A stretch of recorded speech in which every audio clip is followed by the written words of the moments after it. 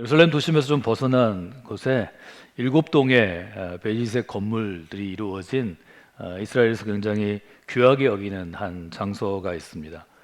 이곳에는 이제 선발된 200명 정도, 정원 210명의 이제 청소년들이 아주 큰 교육상의 자유를 누리면서 가장 뛰어난 동료들과 함께 공부하고 또 생활하는 곳입니다. 수재를 훨씬 넘어서 영재들을 모은 일종의 영재 교육기관인데요. IASA로 약자로 주로 쓰이는데 이스라엘 아츠 앤 사이언스 아카데미입니다. 그러니까 과학과 또 예술의 예술과학 아카데미 이렇게 부르는 곳입니다. 이제 과학과 미술 또 음악에 영재들이 모여 있는데 이 재단을 만들고 재단을 운영하는 분들이 아주 자신들만의 교육 철학 가운데 이 재단을 영재 교육기관으로 세계적인 곳으로 이제 발전시켰습니다. 재단 이사장이 하스키 아리엘리라는 분인데요. 이 분은 과학 전문하는 과학을 전공으로 하는 3분의 2 정도의 학생들과 나머지 이제 미술과 음악을 전공하는 학생들이 다른 영역의 뛰어난 학생들을 통해서 서로가 서로를 자극하고 서로가 서로에게 경험들을 간접적으로 주면서 창의성 교육 그리고 수월성 교육이라는 틀 안에서 이제 이루어지는 일종의 영재 교육 기관으로 전 세계 주목을 받는 곳 중에 하나입니다. 제가 오늘 여러분과 말씀드리려는 것은 교육의 철학이나 신념이나 혹은 엘리트 교육에 대한 혹은 시민 교육에 대한 이야기가 아니고 이곳이 과학 실험과 실습을 위주로 하는 창의성을 주로 장려하는 주로 토론하고 질문하고 풀어가는 곳이기 때문에 교육시설은 최첨단을 날린다는 거죠. 그래서 오전 8시부터 오후 5시까지 학교에서의 일과는 주로 함께 풀어가는 실험하고 실습하는 과정들을 통해서 커리큘럼이 진행되고 이들이 이제 단체로 기숙생활을 하는데 오후 5시부터 그 다음날 아침까지는 4개 동으로 이루어진 기숙사로 나뉘어져서 이제 3명, 4명 혹은 방을 같이 쓰면서 이제 생활을 한다고 합니다. 기숙사에서는 몇 가지 원칙이 있는데 이제 함께 생활하는 것을 배우고 이것은 여러분이 키부츠와 같은 공동체를 기억하시는데 이스라엘 교육이 갖고 있는 특징이죠. 또 하나는 실제로 대화, 토론, 또 상대방을 경험하면서 자기가 관심을 갖고 있는 분야와는 다른 분야를 경험하면서 일종의 창의성도 배우게 되고 수월성도 배우게 되고 또 탁월한 그러한 점들을 이제 배우게 된다는 것입니다. 제가 오늘 여러분들하고 말씀드리고 싶은 것은 기숙사입니다. 이쪽의 교육시설은 최첨단을 자랑하지만 기숙사는 굉장히 좀 허름하게 지어졌다고 합니다. 컨설턴트로 활동하는 이종선 씨는 자기 책에서 이 기숙사가 허름한 이유에 대해서 이렇게 알고 있다고 쓰고 있습니다. 다른 사람보다 좋은 머리를 자신의 안이나 자기의 이익을 위해 쓰지 않고 세상을 위해 써야 한다는 메시지를 주기 위해서 교육시설은 최첨단으로 만들었지만 기숙사는 굉장히 좀 소박하게 만들었다는 거죠. 그러니까 좋은 머리를 개발하고 그것으로 좋은 과학기술을 혹은 인류에 도움이 되는 것들을 발견해서 자기의 분야에 성공한 사람이 될 수는 있지만 삶 자체는 보통의 사람들보다 더 낮은 자리에 머무르는 부족함을 선택하고 불편함을 선택하는 삶을 살아야 한다는 일종의 히브리 성서, 우리가 갖고 있는 책 중에 구약에 있는 토라의 정신을 구현하는 것이 이 IASA라고 불리우는 이스라엘 예술과학 아카데미의 굉장히 좋은 점이다 하는 점을 이제 쓰고 있는 것을 제가 여러분에게 소개를 해드리려고 합니다. 우리나라의 교육 상황을 보면 우리나라에도 다른 민족보다 훨씬 더 많은 수재들도 있고 영재들이 있습니다. 또 영재를 교육하는 것에 대해서 국가가 어떤 일종의 부담을 감수해야 되고 국민들이 어떤 합의를 이루어서 영재 교육 기관을 운영하는가 하는 것도 미국보다는 덜하지만 한국도 굉장히 관심이 있습니다. 저는 한 가지가 해결해야 된다고 생각합니다. 즉 이스라엘에서 영재를 교육하는 이 조그만 기관이 무엇을 목표점으로 하는가를 봐야 합니다. 태어나면서부터 뛰어난 머리를 가질 수 있습니다. 내가 좀 덜 노력하고 다른 나이보다 좋은 공부하고도 더 좋은 시험의 결과를 가져올 수도 있고 더 잘 이해할 수도 있고 더 뛰어난 삶을 살 수도 있습니다. 즉 나의 노력과 내가 기울인 나의 삶의 열매들이 아니지만 주어진 것 때문에, 타고난 것 때문에, 말하자면 하나님께서 그렇게 디자인하셨기 때문에 갖게 되는 재능도 있고, 또 부모가 주는 일종의 재산도 있고, 또 사회적인 어떠한 권위들이 있습니다. 또 내가 누릴 수 있는 어떤 명예들이 있습니다. 이런 것을 가지고 태어난 사람은 내가 누리는 것을 당연히 하는 게 아니라 다른 사람들보다 내가 부족하거나 좀 불편함을 선택함으로 내가 이미 받은 것에 대한 일종의 분명한 기여와 또 생각의 변화가 있어야 된다는 거죠. 우리 누구나 태어나면서부터 다른 사람보다 뛰어나기를 사실 원합니다. 여러분 자녀가 다 그렇게 되기를 원하죠. 태어나면서부터 다른 사람보다 더 많이 갖기를 원합니다. 태어나면서부터 다른 사람보다 더 좋은 배경들을 갖기를 원합니다. 한국 사회는 무엇보다 성공을 너무 갈망하는 사회이기 때문에 이런 점에 대해서 교육적으로 철학을 정리하고 신념을 정리하고 우리의 입장을 정리하기 전에는 이미 혜택을 받았는데, 이미 뛰어난 머리에 뛰어난 어떤 배경을 갖고 있는데 사회에서 또 유익을 주는 것은 이제 문제가 될 수 있다는 것을 우리가 다시 한번 생각해 보게 됩니다. 성경은 아주 분명한 입장을 취합니다. 다른 사람보다 뛰어난 재능이 주어진 사람은 그 재능이 자기 것이 아니라는 것입니다. 하나님이 주셨다고 우리는 고백합니다. 똑같은 의미에서 우리가 갖고 있는 구원의 도리, 우리가 갖고 있는 신앙의 원칙에 대해서 에베소는 이렇게 정리하고 있습니다. 여러분은 믿음으로 말미암아 은혜로 구원을 받았습니다. 우리를 구원받은 사람들, 하나님의 자녀, 그리스도의 사람, 여러 용어로 이야기하지만 결국 이 자리에 부르심을 받은, 지난주에 본 것처럼 그리스도의 것으로, 그리스도의 소유로 부르심을 받은 여러분은 여러분의 노력으로 구원받은 게 아닙니다. 여러분이 열심히 뭘 잘해서 구원받은 게 아닙니다. 여러분이 하나님의 눈에 잘 보여서 구원받은 게 아닙니다. 이것은 은혜로, 예수 그리스도의 은혜로 우리가 구원을 받은 것입니다. 이것은 하나님의 선물이라는 것입니다. 이 점을 분명히 하는 게 믿음의 출발점이 되어야 합니다. 여러분으로부터 난 것이 아니라는 것입니다. 구원이 행위에서 난 것이 아니기 때문에 구원은 누구도 나의 것이라고 나의 공로나 나의 노력이나 나의 수고를 자랑할 수 없습니다. 근데 돌아보십시오. 교회 안에 내가 조금 더 열심히 봉사해서 얼마나 자기의 봉사를 자랑스럽게 여기는 사람이 많이 있습니까? 내가 이 교회를 세우는데 더 많이 헌신했기 때문에 그 헌신이 얼마나 자랑스러운 사람들이 많이 있습니까? 이런 점들에 대해서 아주 바울은 분명하게 그의 제자들에게 또 신앙 생활을 하는 성도들에게 구원의 원칙에 대해서 얘기하는 것입니다. 에베소 2장 10절은 제가 우리 교회에서 자라는 아이들이 1년에도 여러 차례 이게 무슨 의미인지 고백하게 하고 암송하게 하고 또 제가 자주 설교하는 대목입니다. 우리 모두는 하나님의 작품입니다. 한 과학자가 어떤 위성을 만들거나 자동차를 만들거나 혹은 어떤 로봇을 만들거나 컴퓨터를 만든 것도 그의 작품입니다. 한 미술가가 어떤 조각을 만들거나 그림을 그리거나 설치 미술 작품을 만들었다면 그것도 작품입니다. 어떤 음악가가 피아노를 위해서, 바이올린을 위해서, 첼로를 위해서 혹은 트럼펫을 위해서, 클라리넷을 위해서 어떤 곡을 만들었다면 그것도 그의 작품입니다. 하나님에게 있어서 우리 한 사람 한 사람 그런 작품이라는 것입니다. 모든 작품에는 작가가 이 작품을 창작한 의도가 있습니다. 왜 어떤 문학가가 이 시를 썼는지, 이 소설을 썼는지, 드라마를 썼는지 의도가 있습니다. 작품의 창작 의도는 무엇인가 하면 선한 일을 하게 하시려고 우리를 만드셨다는 것입니다.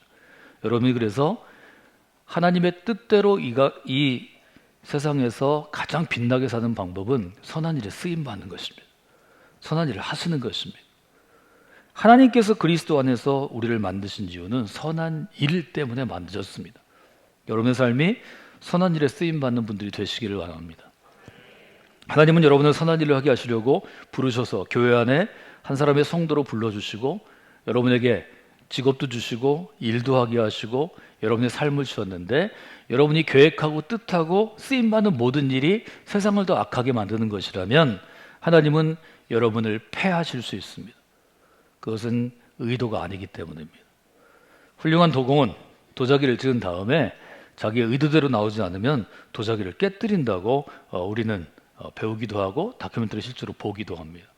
이 점은 하나님의 부르심을 받고 하나님의 선택을 받은 사람이 늘 생각해야 할 아주 두려운 혹은 떨리는 하나님의 작품의 원칙입니다.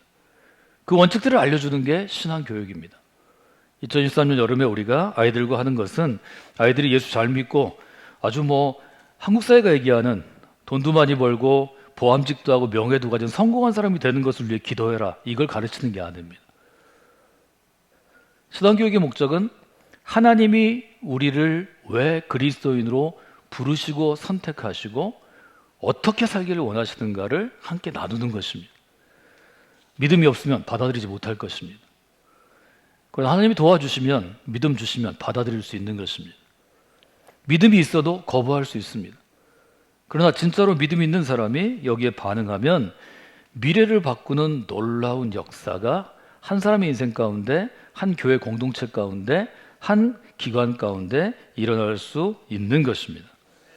여러분, 뛰어난 재능을 가진 사람이 평생을 살아가는데 이미 뛰어난 재능을 하나님부터 부여받은 사람이, 아니 믿음이 없으면 태어날 때부터 남들보다 똑똑하고 잘난 사람이 내가 평생 이 받은 재능으로 무엇을 더 많이 얻을 것인가를 생각하고 무엇을 얼마나 많이 쌓아둘 것인가를 생각하면 그 사회는 필경 어려운 사회가 될 것입니다.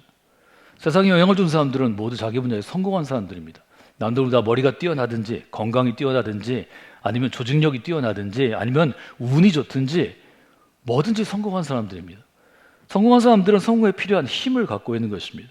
그 힘으로 많은 것들을 이미 얻었고 누리고 쌓아놓고 있습니다. 그런데 그런 사람들이 무엇을 더 많이 얻을 것인가, 무엇을 더 많이 쌓을 것인가, 무엇을 더 남의 것을 빼앗을 것인가를 생각하고 연구하고 실행한다면 그 세상은 필경 지옥으로 변하게 될 것입니다. 우리 20세기에 세계에 영향을 미치는 수많은 전쟁들을 경험했습니다. 공산주의 같은 일종의 이데올로기 혁명이 주는 한 국가의 변화와 민족의 변화와 세계의 변화도 체험했습니다. 성공하지 못해서 세상이 어려운 게 아닙니다. 어느 시대나 성공한 사람은 늘 있습니다. 그 성공한 사람이 내게 주어진 재능이 되었든지 아니면 어떤 상황이 되었든지 어떤 힘을 선한 곳에 쓰느냐 선하지 않은 곳에 쓰냐에 따라 세상은 달라지는 것뿐입니다. 이것이 성경의 관점, 성경의 퍼스펙티브입니다. 우리는 그 관점을 가지고 세상을 바라보고 인생을 바라보고 자녀들의 인생도 바라봐야 합니다. 그래서 2020년 여론사역은 참석하는 아이들은 어린아이요, 청소년요, 청년들이지만 실제로는 우리 모두의 훈련인 것입니다. 계속해서 저는 여러분에게 여론사역을 앞두고 리더십트라는 개념을 통해서 신앙이란 무엇인지, 인생이란 무엇인지, 우리가 앞으로 그려가야 할 혹은 만들어가야 할 하나님의 관점, 하나님의 퍼스펙티브에서 이 땅과 이 세상과 하나님 나라는 어떻게 될지를 우리가 생각하고 있습니다. 우리 자녀들에게, 자녀들과 함께 살아가는 자녀 세대들에게 하나님의 기준을 그 마음에 새겨 넣어야 합니다. 그 마음에 하나님께서 아름다운 세상을 만드시고 우리를 작품으로 만드신 작가로서의, 창작자로서의 선한 의도를 영혼에 새겨 넣어야 합니다. 저는 그것을 믿음이라고 해석하고 싶습니다. 오늘 이 시간부터 여러분이 2023년 여름 사역을 위해서 참가한 우리 수백 명의 어린 아이들과 청소년과 청년들을 위해서 또 함께하는, 봉사하는 수백 명의 교사와 사역자들과 돕는 손길들을 위해서 이 시간부터 기도하시면 좋겠습니다. 여러분이 생각하셔야 될 것은 교회가 한 사람의 성공을 위해서 존재하는 공동체가 아니라는 것입니다.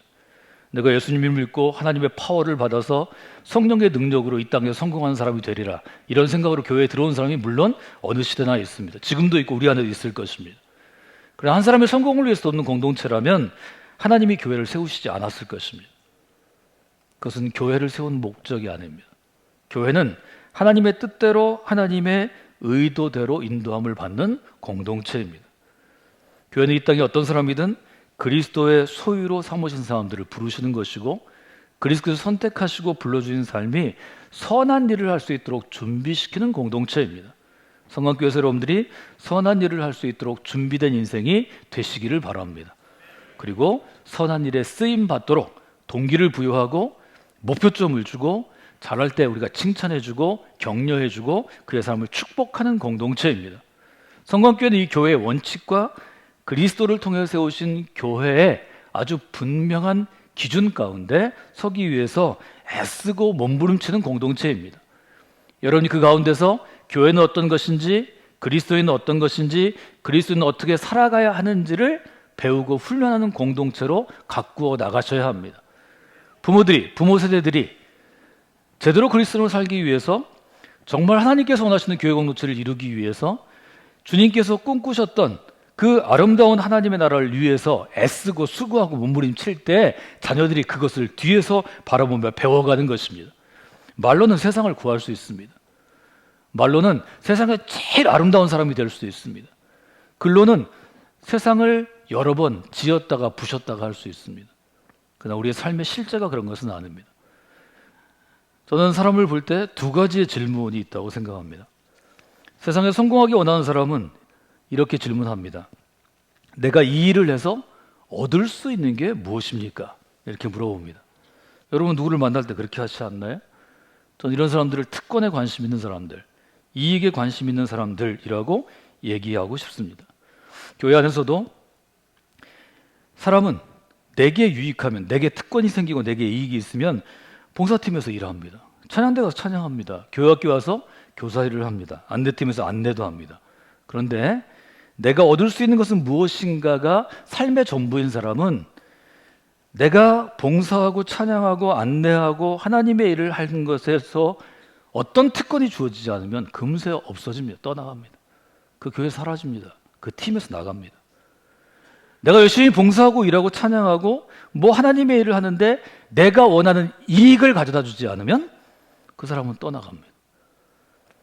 교회를 나가면서 저한테 그렇게 얘기합니다. 내가 이렇게 했는데 목사님 나한테 해준 게 뭐 있어요? 내가 뭘 얻었어요? 내가 이렇게 했는데 교회가 나한테 해준 게 뭐 있어요?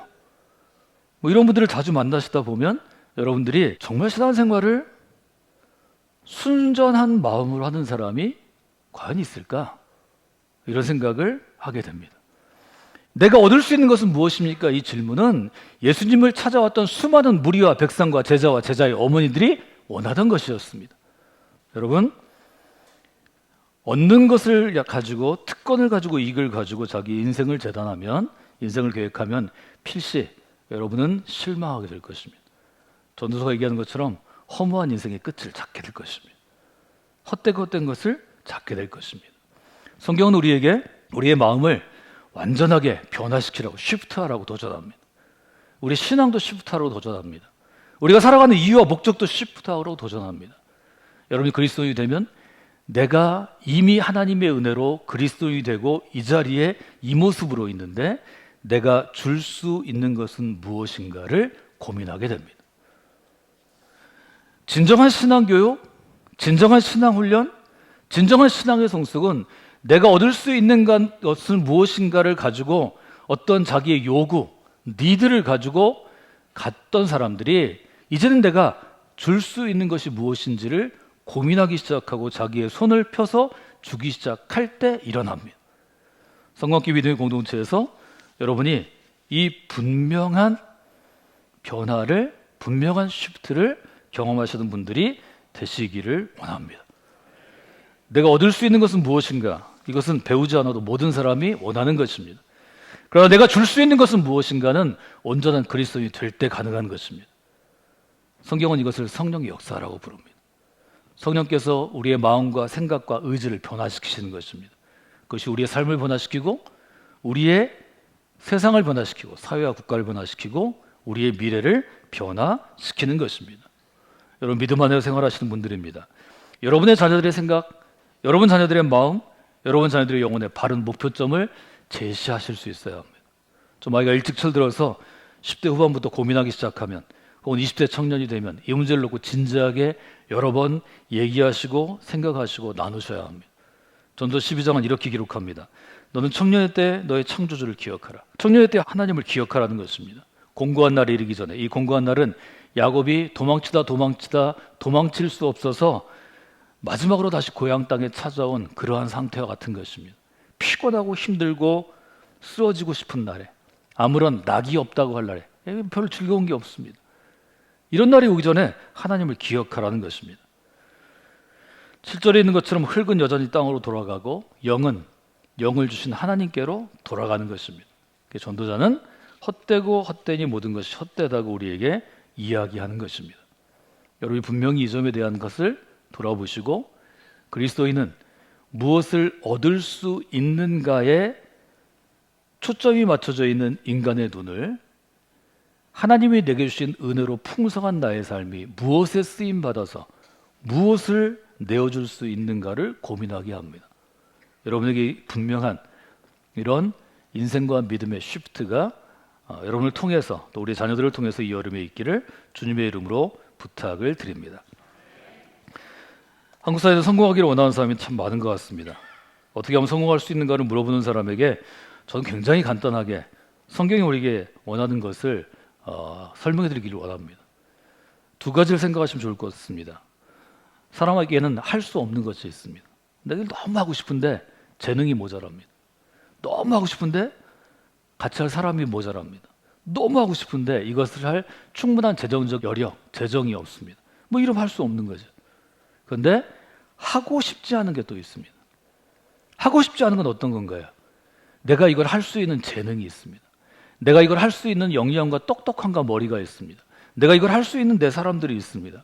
내가 이걸 할 수 있는 재정적인 여유가 충분합니다. 근데 안 하는 거죠. 왜? 하기 싫으니까요. 내 마음이 없으니까요. 내가 별로 하고 싶지 않으니까요. 내 의도와 의지가 없으니까요. 근데 여러분이 어떤 분야에서 진정으로 성공하기를 원한다면, 예를 들면 교회 공동체에 오셨는데 그리스도인으로 성공학교 믿음의 공동체에서 정말 우리 모두가 마음속에 두고 존경하고 자랑할 수 있고 우리 교회에 정말 이런 그리스도인이 있습니다 이렇게 할 수 있는 그런 사람이 되고 싶다면 할 수 없는 것 때문에 그 자리에 오르지 못하는 게 아닙니다. 하지 않기 때문입니다. 여러분이 정말 어떤 곳에서 직장이 되었든 아니면 친구들 사이든 뭐 대한민국의 어떤 사회의 어느 부분이든 그 분야에서 성공하고 성취한 사람 되기를 원하면 하고 싶지 않은 일을 해야 합니다. 하고 싶지 않은 일을 해야 하고 싶거나 꼭 해야 되는 일을 할 수 있는 기회가 주어집니다. 여러 가지 예를 들 수 있겠지만 뭐 여러분이 한번 이번 주 내내 생각하시면 좋을 것 같습니다. 야곱이 자기가 원하는 여인을 아내로 맡기 위해서 7년을 참고 일합니다. 그 다음 7년도 또 참고 일합니다. 그것으로 그는 기회를 얻죠. 저희 교회도 많은 목회자들이 함께 일하는데요. 예를 들어 부목사님들이 여러 분 계십니다.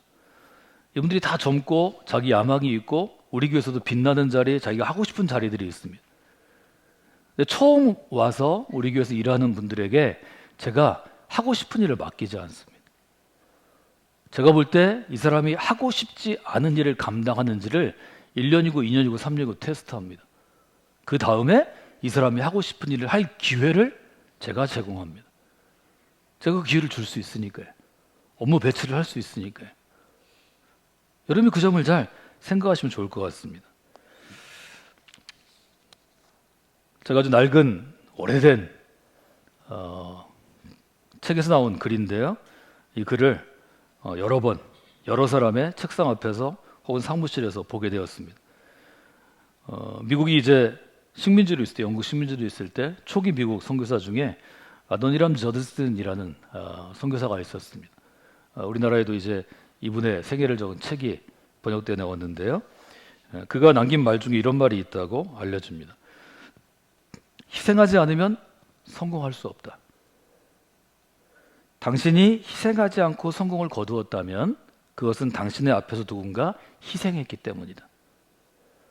당신이 희생만 하고 아직 성공하지 못했다면 당신은 성공하지 못하지만 그 다음에 당신 뒤에 올 누군가가 성공하게 될 것이다. 저는 이 글을 여러 번 여러 장소에서 만나면서 굉장히 많은 생각을 했습니다. 한국교회 예를 들어서 지금의 이 부흥이나 좋은 열매들은 73년대에 있던 엑스플로 73 여의도 빌리그리암 집회를 우리가 다 얘기하고요. 지난 6월 3일에 50년 된 기념대회를 하고 그 3일 후에 6월 6일 경주에 있는 한 호텔에서 천몇백 명이 극동마을에서 전국 운원들이 모여서 그곳에서 수련회를 했습니다. 저녁 집회를 인도했기 때문에 오고 가는 길에 에도니람 저드슨의 이 얘기를 다시 한번 돌아보게 되었습니다. 여러분이 그리스도인으로 사시면 이 짧은 고백, 이분이 평생 자기의 삶을 잘 요약한, 응축한 이 고백을 체험할 수 있을 것입니다. 저는 이제 저희 아버님이 목회를 하셨고 또 제가 목회하고 있고 제 아이가 목회합니다. 저는 제 친구들이 했던 것보다 목회를 하면서 여러 가지 일들을 할 때 좋은 영향력과 좋은 열매들을 많이 거두었습니다. 그것은 저의 노력이나 저의 수고나 혹은 제게 주어진 재능 때문이 아닙니다. 가난한 나라에서 목사들이 천대받는 시대 가운데 목회하면 아이들 대학 보내기도 어려운 시대에 전쟁 후에 저희 부모님이 50년대부터 2000년대 이르기까지 평생을 희생했기 때문입니다. 저는 그 계단 위에 서 있습니다. 제 앞서 저희 부모님이 희생했기 때문에 그런 것입니다. 여러분, 좋은 우리 시설물에 있습니다. 대전이 아니라 우리 한국 교회에서도 저희는 최고의 건축비를 들여서 아름다운 건물을 지었습니다. 이렇게 아름다운 건물에서 여러분들이 평안하게 기쁘게 예배할 수 있는 것은 여러분 앞서 많은 그리스도인이 희생했기 때문입니다.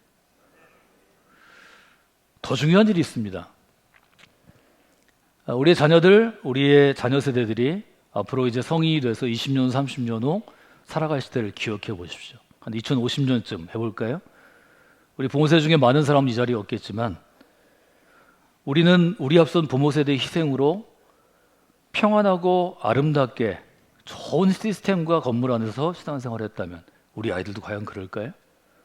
우리가 희생하지 않는데, 우리가 무엇인가를 내어놓지 않는데, 우리가 무엇인가를 좀 아이들을 위해서 미리 하나님 앞에 뭔가를 해놓지 않는데 우리 아이들도 30년 후에 우리가 경험한 것처럼 우리가 어릴 때보다 훨씬 더 좋은 교회 공동체 환경에서 신앙생활을 하는데 우리 아이들이 그럴까요?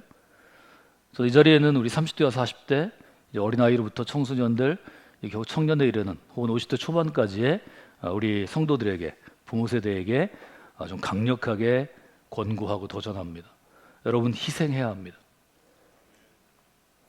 아이를 위해서 아이들과 함께 교회 공동체를 이룰 아이들의 세대, 자녀 세대를 위해서 눈물을 흘리십시오. 매일 여러분 가슴을 쥐어 뜯으며 눈물을 흘리며 기도하셔야 합니다. 우리 부모는 그렇게 했습니다.